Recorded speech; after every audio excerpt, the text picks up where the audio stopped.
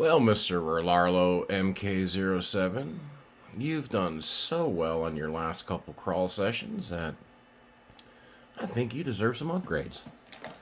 Let's throw in the RC four-wheel drive winch with RC four-wheel drive controller for the winch and the new Rlaarlo beadlock wheels with a bajillion and one screws. Thank God for power tools.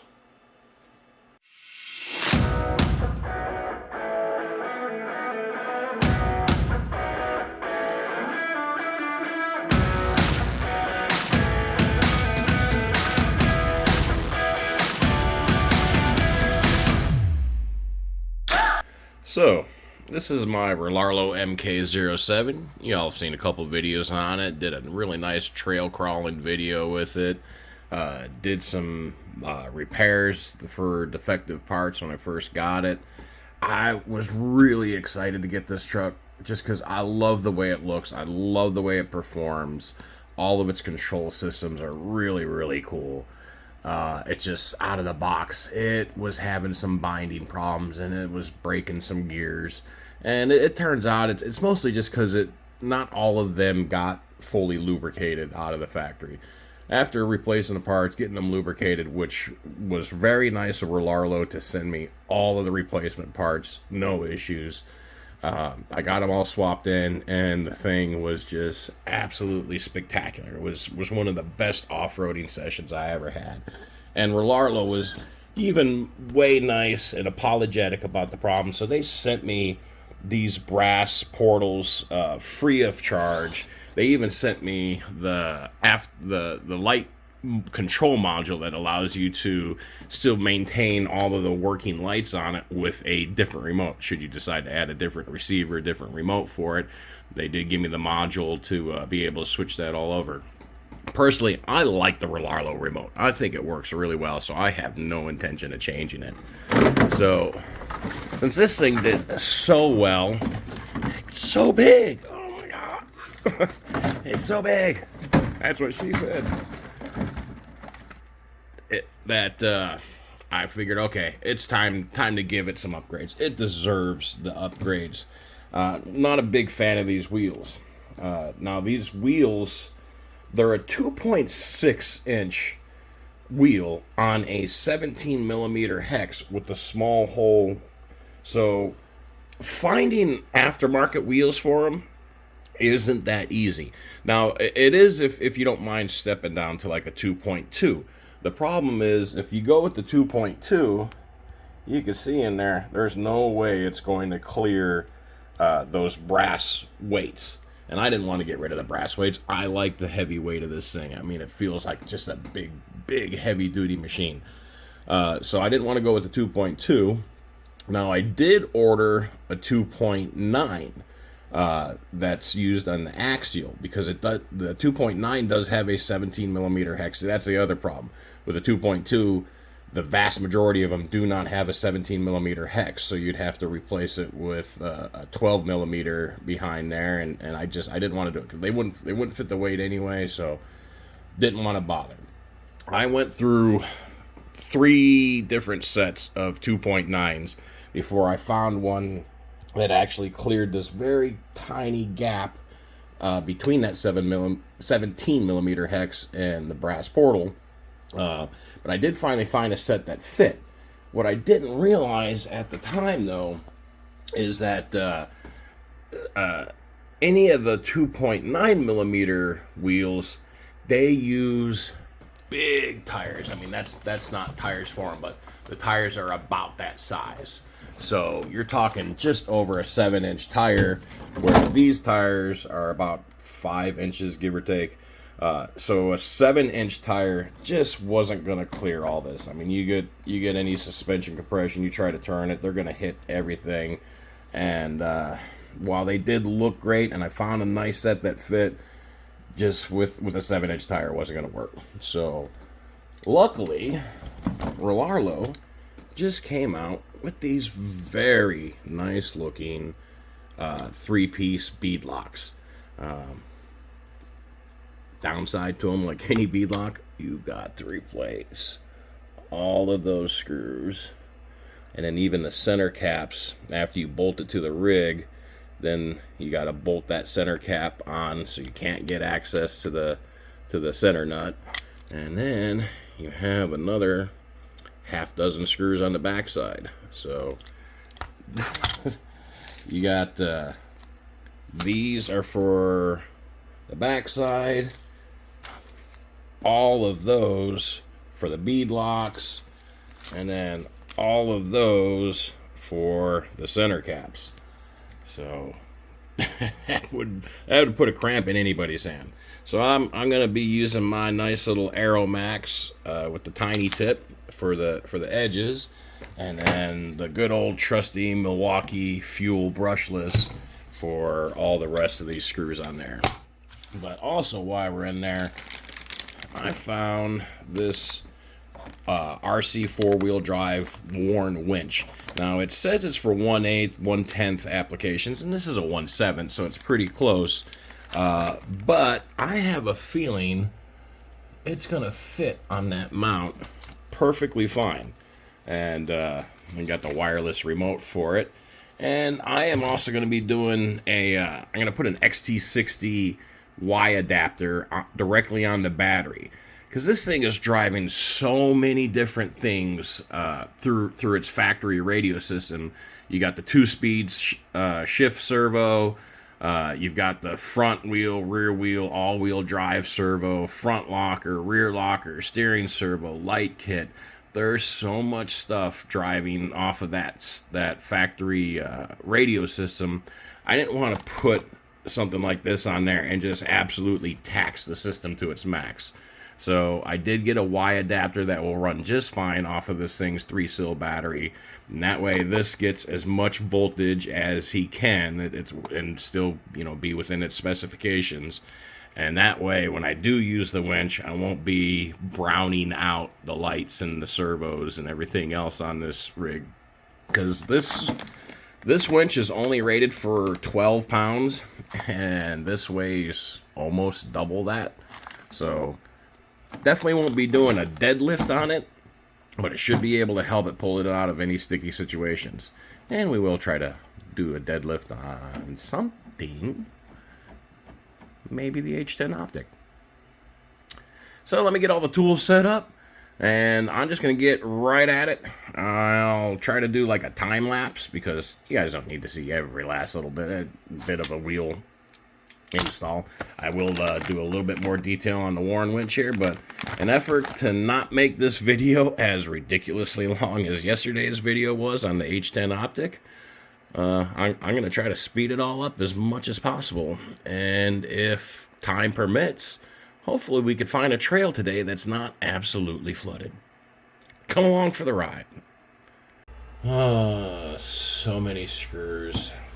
I think we're just going to time-lapse this. Or speed it up.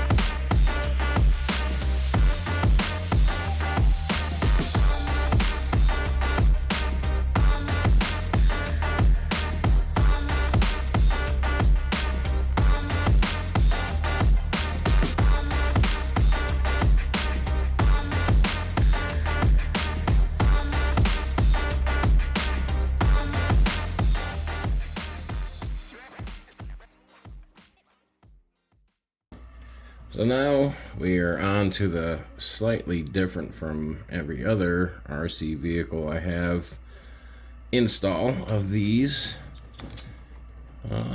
Looks like the easiest is just going to be put the hubs in place.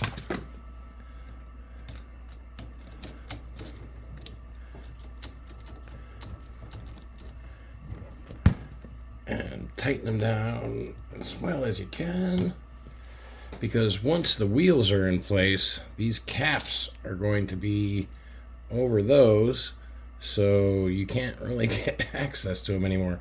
Very unusual setup, I think. I mean, it's kind of neat. Almost makes you put them on like real wheels, but on the same note, it's just odd.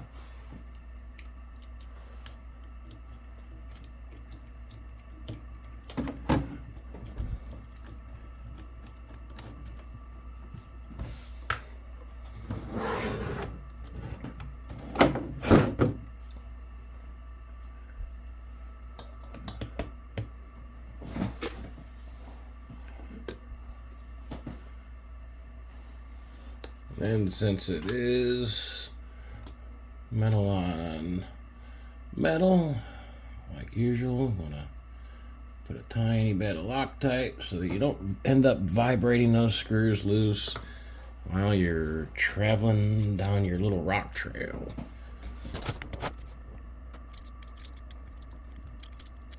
Makes these not exactly the world's easiest to install, but doesn't make them overly difficult either.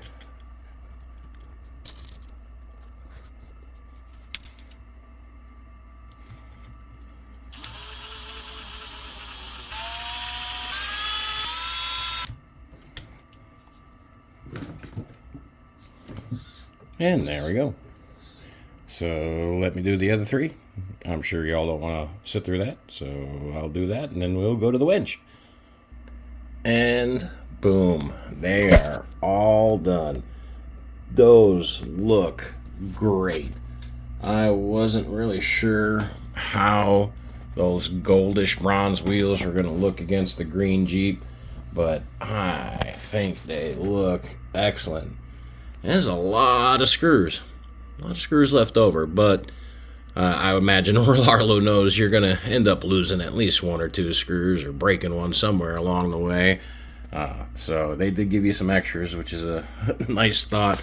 But these you end up mounting more like a real wheel, kind of. You just mount the hub on there, and then you got your 6 screws you got to put in. So once they are on, these are definitely not going to be a easy wheel to work on while out on the trail, but hopefully you don't have to ever work on them out on the trail. Just like a real vehicle, that would be a royal pain, but I like them. Great fit. Of course, they are made very specifically for this rig, so I dig them.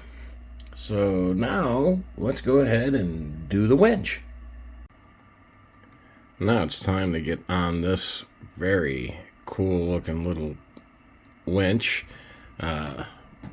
Rlaarlo's already got the holes drilled that I think will fit this. I'm not 100%, so I might actually have to end up taking off this roller fair lead, and it will not fit up to the holes there. So I think we're going to have to ditch the roller fair lead, and I'm going to pull off this front bumper just to make everything a little bit more accessible. I might have to flip this motor plate, my mounting plate, around. So let me futz with that for a little bit, and I'll be right back. And check that out. That went in really nice. I ended up taking the fair lead off the front of it and drilled fresh holes on the front bumper and mounted the fair lead right up there. Excuse that piece of cat hair. And with the plate, the stock holes on the front bumper in there, they do not meet up with this thing's plate, so you do have to re-drill the 4 holes. And then just mount it from the bottom. There's the back part of the plate that the winch itself bolts to. And you are good to go. So now the next thing we got to do is we just got to get your winch control system mounted, which is probably going to be perfect right there. And then run the power wire so it runs dual XT60s, and we should be good to rock and roll. So let me get this all figured out and show you what it looks like. And that was a pretty simple thing to wire in. The RC four-wheel drive Warn winch controller that's made for this Warn replica winch is real easy to hook up. You just take your little boob box there and you put some double-sided sticky tape. You'd use 3M, or in my case I stole my wife's Gorilla double-sided sticky tape.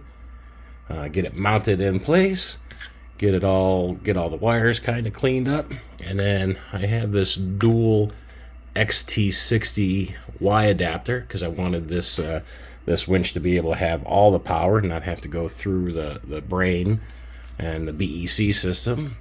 And then let me set this here for a quick second.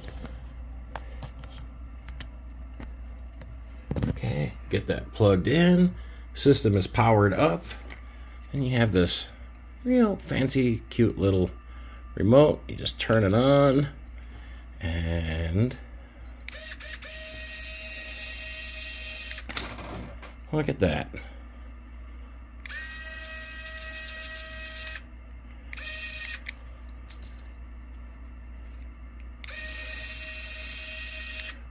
I like it. Roller fair leads, they work. They are real rollers on there, and the thing has got just a whole bunch of power. Yeah, I mean, it's pulling me in without a problem. So I like it. It looks cool, looks the part, fits really well, plenty of room for that box. I'm gonna have to try to pull something out with it. So let's give this winch a dead weight test pull. I'm really not too sure what the exact weight is of this Optic H10, but it's probably pretty close to this thing's 12-pound rated limit. But let's see how this little thing works.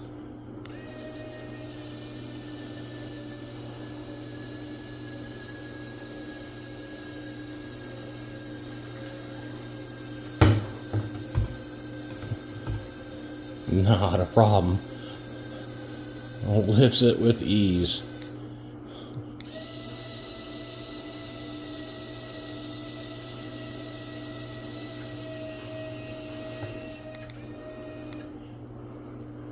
Very cool.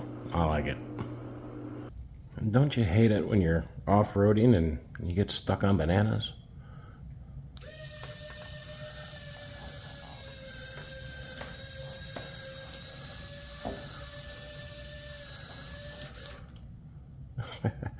I really dig this thing. That's pretty dang cool. Pretty dang powerful.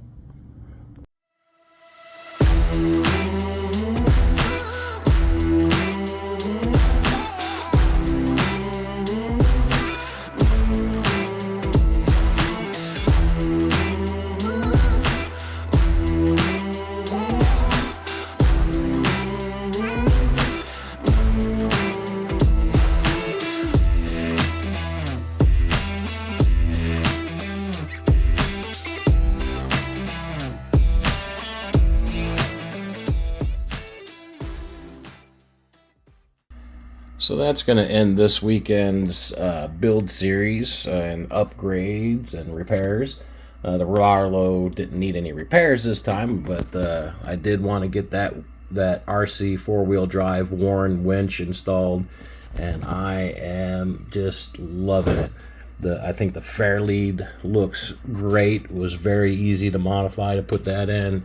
The winch install itself was very easy. Just drill out 4 holes They've already got the cutouts just perfect for it. Really like these new Rlaarlo Beadlock alloy wheels. They are a lot heavier than the stock ones. So this thing has got just a ton of weight. It probably weighs about 23, 24 pounds now. I've got to put it on a scale to find out. But to keep these videos from not running too long, I'm just going to go ahead and split them up. I know the last couple weeks have been nothing but builds. Been building the Grom, building the Infraction, building the H10 optic, building this. Next week, we will definitely be going out to hardcore rock crawl him again. Try to get it a little bit stuck to give the winch an actual try. We'll be taking the H10 optic out with its new brushless upgrade and upgraded wheels and body panels, and take it for some rock bouncing and some high-speed rock crawling and just have some fun. But this is the Dude RC. Hope you all enjoy the rest of your weekend. I'll catch you all in the next video.